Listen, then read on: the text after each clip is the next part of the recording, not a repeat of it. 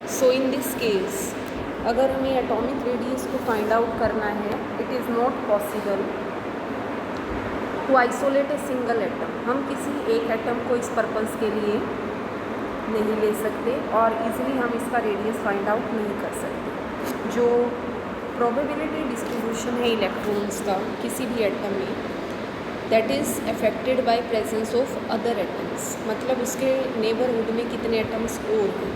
तो हम क्या कह सकते हैं, जो एटॉमिक रेडियस है वो चेंज होता रहता है from one environment to other. Types of atomic radii, atomic radius की जो टाइप्स होती हैं वो डिपेंड करती हैं एलिमेंट मेटल है या नॉन मेटल है। तो जर्नली हम एटॉमिक रेडियाई को 3 पार्ट्स में क्लासीफाई करते हैं, covalent radius, van der Waals radius और metallic radius. First of all देखिए कोवलेंट रेडियस क्या है। Covalent radius it is 1/2 the distance between nuclei of 2 covalented bonding atoms of same element. मतलब कोई भी अगर दो, जैसे हमने कोई कोवलेंट बॉन्ड की फॉर्मेशन कर दी, ठीक है, हाइड्रोजन H2, आपको पता है कोवलेंट बॉन्ड कैसे बनता है, formed by sharing of electrons. ये मान लीजिए एक हाइड्रोजन है, ये सेकेंड हाइड्रोजन है, ठीक है, these are the nucleus of 2। तो इनका जो 1/2 डिस्टेंस है किसी भी सेम एलिमेंट का, it is known as covalent radius and this is generally use for non metals. तो कोवलेंट हम क्या मानते हैं, half internuclear distance between 2 bonded atoms, या हम आर कोवलेंट क्या लिखते हैं, हाफ ऑफ बॉन्ड लेंथ। जैसे वी नो जो हाइड्रोजन एटम है H2 मॉलिक्यूल है, इसमें जो डिस्टेंस है दैट इज़ 74 पिकोमीटर। तो इसका जो कोवलेंट रेडियस होगा वो हाफ होगा, that is 37 picometre. Similarly chlorine का 198 है, तो कोवलेंट रेडियस क्लोरीन का 198/2 दैट इज़ 99 पिकोमीटर। नेक्स्ट है van der Waals radius. Now what is van der Waals radius, it is 1/2 the distance between nuclei of 2 identical. देखिए अगर identical हैं, बिल्कुल same है, तो 1/2 डिस्टेंस क्या कहलाता है, अभी हमने पढ़ा, that is known as covalent radius. और वैन डर वाल्स क्या होगा, 1/2 the distance between nuclei of 2 identical, दो एक जैसे पर दोनों क्या हों, नॉन बॉन्डेड हो। ओके, दोनों क्या हों, नॉन बॉन्डेड। जैसे आप फिगर में देख रहे हो, इस फिगर में you will see in this figure, suppose this is for chlorine molecule, ठीक है, एक इसके लिए है क्लोरीन, ये वाला पहला क्लोरीन का मॉलिक्यूल है, ये सेकंड क्लोरीन का मॉलिक्यूल है, ठीक है। अब यहाँ देखो, इसमें तो बॉन्ड बना हुआ है, ठीक है भाई, 2 क्लोरीन है, यहाँ पर भी बॉन्ड है 2 क्लोरीन में, बट आपस में क्या है, ये कैसे हैं, non bond, means 2 Cl2 Cl2, ठीक है। और इन Cl2 के बीच का जो डिस्टेंस होगा, इनके न्यूक्लियाई से जो डिस्टेंस होगा, that is known as van der Waals radius. 1/2 the distance between nuclei of 2 identical non bonded isolated atoms. जो वैन डर वाल्स रेडियस है वो क्या होता है, simply non bonded isolated atoms या neighbouring molecules, they are said to be van der Waals forces of attraction. जो magnitude होता है वैन डर वाल्स फोर्सेज का, वो डिपेंड करता है पैकिंग ऑफ एटम्स पर। और इसको हम कैसे ऑब्टेन कर सकते हैं, एक्सरे की स्टडी से। जैसे इंटरन्यूक्लियर डिस्टेंस 2 क्लोरीन एटम्स के बीच का, दैट इज़ 360 पिकोमीटर है, तो वैन डर वाल्स रेडियस कितना होगा इसका, 180 पिकोमीटर्स। इसी तरह से इंटरन्यूक्लियर डिस्टेंस 2 हाइड्रोजन एटम्स का होता है, हमें पता है 240 पिकोमीटर, तो वैन डर वाल्स रेडियस क्या होगा इसका, हाफ होगा, 240/2 दैट इज़ 120 पिकोमीटर्स, ठीक है। नेक्स्ट है देखिए inert gas radius. Inert gas radius, inert gases हमें पता है जर्नली कंपाउंड्स की फॉर्मेशन नहीं करती, तो एटॉमिक रेडियस को हम एक्सप्रेस करते हैं in terms of van der Waals radius, जिसको हम कई बार इनर्ट गैस रेडियाई भी कहते हैं। जैसे जिनोन या krypton, they form compound with fluorine and oxygen, तो XeF2 XeOF2। तो एटॉमिक रेडियाई को अब हम या तो वैन डर वाल्स रेडियाई की फॉर्म में कंपेयर करते हैं या कोवलेंट रेडियाई की फॉर्म से। कंपैरिजन क्या होगा, जैसे हमें पता है जो वैन डर वाल्स रेडियस है, जो फोर्सेस ऑफ अट्रैक्शन वो बहुत वीक होती है, तो इंटर न्यूक्लियर जो डिस्टेंस हैं या जो फोर्सेस हैं वो होती हैं वैन डर वाल्स फोर्सेस, वो बहुत ज़्यादा होती हैं बजाय कोवलेंटली बॉन्डेड के। तो वी कैन से वन डर वाल रेडियस हमेशा बड़ा होता है किसके कंपैरिजन में, कोवलेंट रेडियस के कंपैरिजन में, क्योंकि हमें पता है कोवलेंट बॉन्ड बनता है overlapping of 2 half filled atomic orbitals. तो we can say covalent radii हमेशा छोटा होता है one der Waals radius. Metallic radius क्या है? इलेक्ट्रॉन सी मॉडल के अराउंड एक जो मेटल लैटिस है या क्रिस्टल है उसमें पॉजिटिव कर्नल्स होते हैं, मेटल आयंस होते हैं। अब मेटल आयन को हमने क्या नाम दिया है? पॉजिटिव कर्नल्स का। इनकी एक डेफिनेट शेप होती है, इलेक्ट्रॉन्स प्रेजेंट होते हैं। तो हर एक जो कर्नल है यानी कि मेटल आयन है उसके अराउंड क्या होते हैं? Mobile electrons. और हर एक मोबाइल इलेक्ट्रॉन अट्रैक्ट होता है by number of metal ions. अब देखिए जो अट्रैक्शन है इलेक्ट्रॉन्स और कर्नल्स के बीच में, it is known as metallic bond. तो मेटेलिक बॉन्ड हम कैसे डिफाइन करेंगे? We define it is 1/2 of the internuclear distance between 2 adjacent metal ions in the metallic lattice. Metallic radius हमेशा बड़ा होता है कोवलेंट रेडियस से। जैसे मेटेलिक रेडियस सोडियम का 186 पिकोमीटर, जबकि इसका जो कोवलेंट रेडियस है दैट इज़ 154 पिकोमीटर। तो अगर आप जर्नली देखते हो सबसे बड़ा van der Waals radius, then metallic radius and last में क्या है? Covalent radius.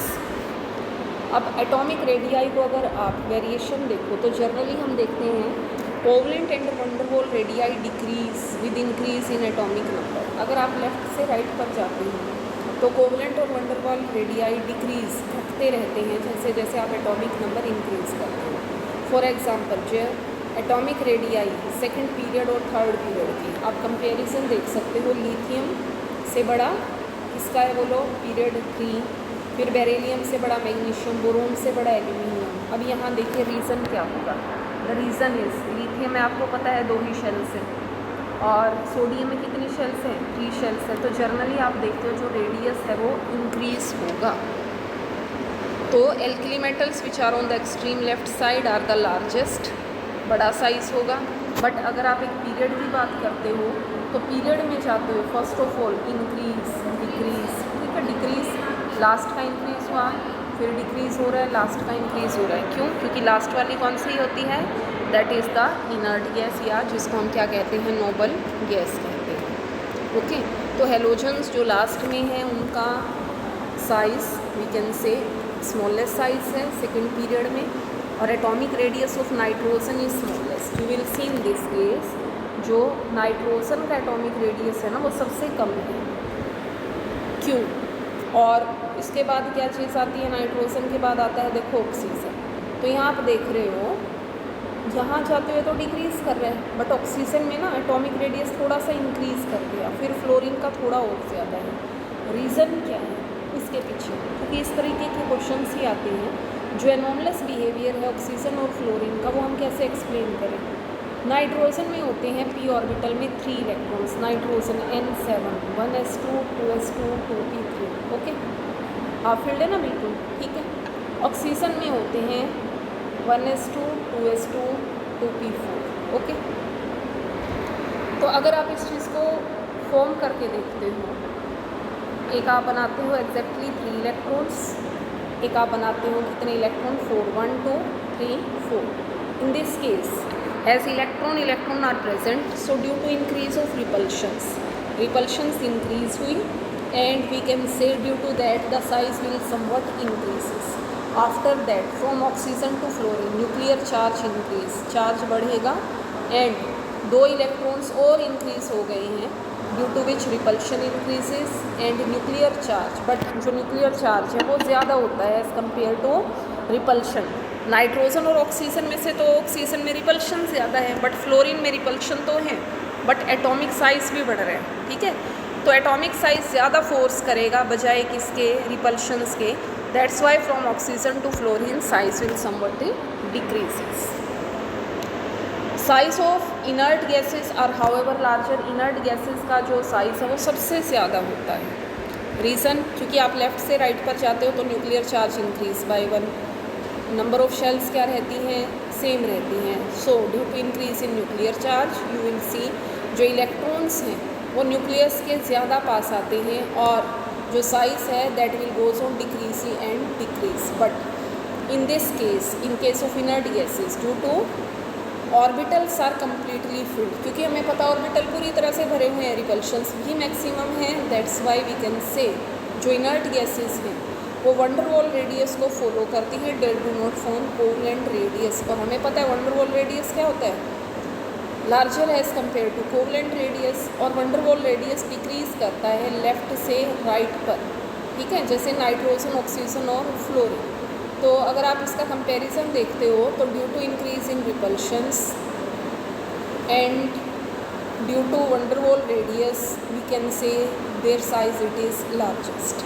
Down the group सभी को पता है, डाउन द ग्रुप क्योंकि हमें पता है atomic number increase, number of shells increase, that's why we can say atomic radius also increases. Okay, so last है अब आयनिक रेडियस। आयनिक रेडियस क्या है, it is effective distance from centre of nucleus, मतलब nucleus के centre से, ठीक है, centre of nucleus to the last, जो भी लास्ट मतलब आयन का अगर हम केस करें जहाँ तक इलेक्ट्रॉन्स प्रेजेंट होंगे, that is known as atomic radius. For example अगर आप बात करते हो NaCl की, तो this is radius of cation, this is radius of anion. जैसे NaCl में एज वी नो Na पर चार्ज पॉजिटिव, Cl पर चार्ज कैसा है, नेगेटिव, ठीक है, तो that radius it is known as ionic radius.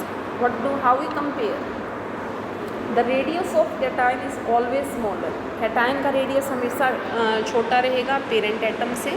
For example in this case you will see here sodium 1s2 2s2 2p6 3s1, अगर इसने एक इलेक्ट्रॉन लॉस कर दिया तो क्या आया 1s2 2s2 2p6, तो अब आप देखोगे जो नंबर ऑफ शेल्स है वो डिक्रीज़ करती है, दैट्स वाई जो रेडियस ऑफ कैटायन है वो हमेशा छोटा रहेगा as compare to parent atom. और जो साइज ऑफ कैटायन है smaller than atom due to decrease in number of shell, increase in nuclear charge, result in greater attractions. And radius of anion is always larger, anion का radius हमेशा बड़ा होता है। Reason, क्योंकि in case of anion electrons are added, okay, effective nuclear charge will decrease, lesser force of attraction, so we can say radius of anion it is always larger, okay।